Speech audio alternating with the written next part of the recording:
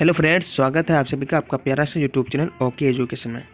दोस्तों, आज की इस वीडियो में मैं बात करने वाला हूँ 12th क्लास ज्योग्राफी के सब्जेक्टिव टाइप क्वेश्चंस, यानी कि जितने सारे स्टूडेंट्स 2022 में एग्जाम देने वाले हैं उनके लिए बहुत ही इंपॉर्टेंट मॉडल सेट इस सब्जेक्टिव क्वेश्चन का। तो सो इस वीडियो को स्किप नहीं कीजिएगा, इस वीडियो को लास्ट तक वॉच कीजिए और अपने दोस्तों में भी इस वीडियो को शेयर कीजिएगा। ओके, तो बहुत सारे स्टूडेंट्स मुझे कमेंट कर रहे थे कि सर हिस्ट्री का, पॉलिटिकल साइंस का, ज्योग्राफी का सब्जेक्टिव क्वेश्चन से डालिए क्योंकि एग्ज़ाम बहुत नज़दीक आ चुका है। तो इसी को मद्देनज़र रखते हुए मैंने ये हिस्ट्री का सब्जेक्टिव क्वेश्चंस का मॉडल सेट लेकर आए हैं। तो वीडियो में लास्ट तक बने रहिए। पहला क्वेश्चन कह रहा है आपकी स्क्रीन में, कह रहा है कि चाचर व बंजर भूमि की परिभाषा लिखें, यानी चाचर व बंजर भूमि किसे कहते हैं इनके बारे में लिखें।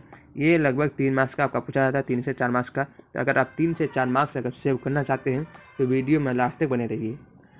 तो कह रहा है आंसर कि इसका क्या दिया गया है। आंसर दिया गया है कि चाचर भूमि उन भूमि को कहते हैं, यह वह भूमि होती है जो कृषि योग्य होने या उर्वरा शक्ति प्राप्त करने हेतु 3 या 4 वर्ष परती छोड़ दी जाती है, उसे ही चाचर भूमि कहते हैं। यानी जिन भूमि को उर्वरा शक्ति प्राप्त करने के लिए 3 से 4 वर्ष तक क्या छोड़ दी जाती है, परती छोड़ दी जाती है, उन्हीं भूमि को हम कहते हैं चाचर भूमि। ओके, अब देख लेते हैं बंजर भूमि, यानी यह सबसे निम्न कोटि की भूमि थी। बंजर भूमि सबसे निम्न कोटि की भूमि थी जो 5 वर्ष के लिए खाली छोड़ दी जाती है, जिसको क्या 5 वर्ष के लिए, यानी कि उन भूमि को कहते हैं जो 5 वर्ष तक खाली छोड़ दी जाती है, उन्हीं भूमि को बंजर भूमि कहा जाता है। इस तरह से आप चाचर वो बंजर भूमि के बारे में लिख सकते हैं। ओके, और अपना 3 से 4 मार्क्स बचा सकते हैं। अब क्वेश्चन नंबर अगला है, कह रहा है कि बर्नियर द्वारा लिखित पुस्तक का नाम लिखिए, यानी बर्नियर के द्वारा लिखित पुस्तक का नाम क्या है और सती प्रथा के बारे में बर्नियर ने क्या लिखा था। तो बहुत ही मोस्ट इंपोर्टेंट क्वेश्चन है। तो इसका आंसर देख लेते हैं क्या दिया गया। क्या बर्नियर ने अपना यात्रा वृत्तांत अपनी पुस्तक, यानी उसके पुस्तक का नाम था travels in the Mughal empire में किया था। अपनी यात्रा वृत्तांत उसने क्या किया था, अपनी पुस्तक travels in the Mughal empire में किया था। उन्होंने कहा कि सती प्रथा के बारे में वह बताता है कि भारत में कुछ महिलाएं खुश होकर, यानी प्रसन्नता से होती थी, यानी पर खुश होकर वो सती होती थी, और एवं कुछ महिलाएं को सती होने के लिए मजबूर किया जाता था।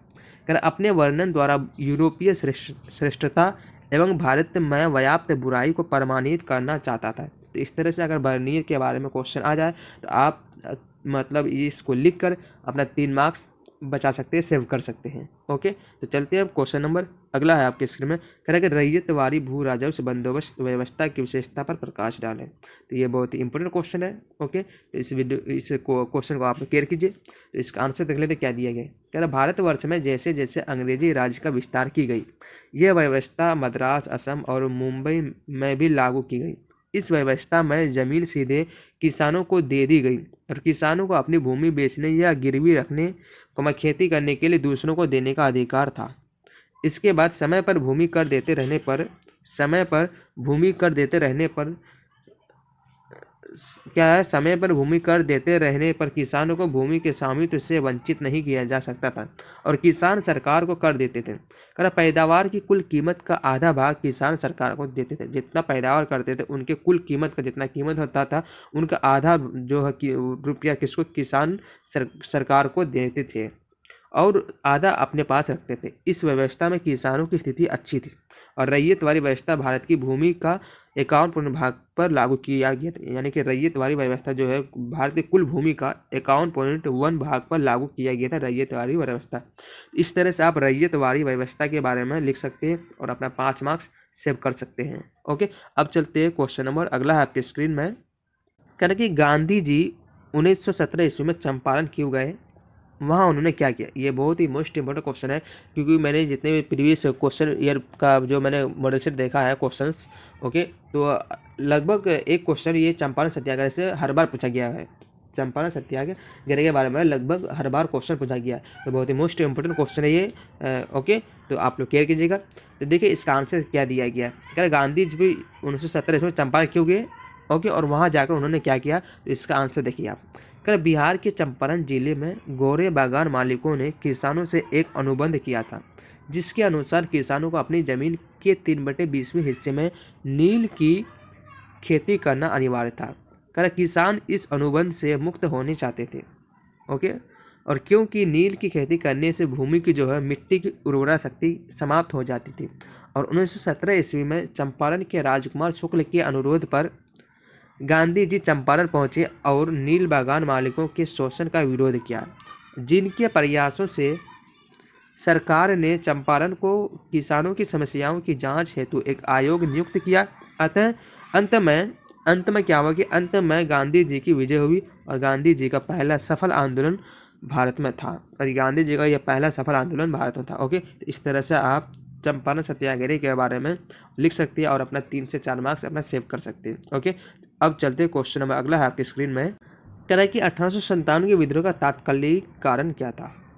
बहुत ही मोस्ट इम्पोर्टेंट क्वेश्चन है ये। कह रहा है 1857 के विद्रोह का तात्कालिक कारण क्या था। तो इसका आंसर देख लेते क्या दिया गया। तात्कालिक कारण कारतूसों में लगी सूअर और गाय की चर्बी थी।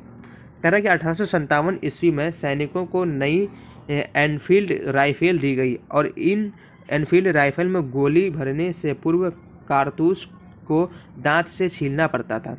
हिंदू और मुसलमान दोनों ही गाय और सूअर की चर्बी को अपने अपने धर्म के विरुद्ध समझते थे।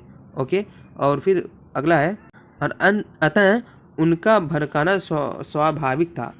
और 26 फरवरी 1857 ईस्वी को बहरामपुर में 19वीं नेटिव इन्फेंट्री ने नए कारतूस प्रयोग करने से मना कर दिए। और 29 मार्च 1857 ईस्वी को 34वीं नेटिव इन्फेंट्री के सिपाही मंगल पांडे ने 2 अंग्रेजी अधिकारियों को मार डाला और बाद में मंगल पांडे को पकड़कर फांसी दे दी गई। उसके बाद सिपाहियों का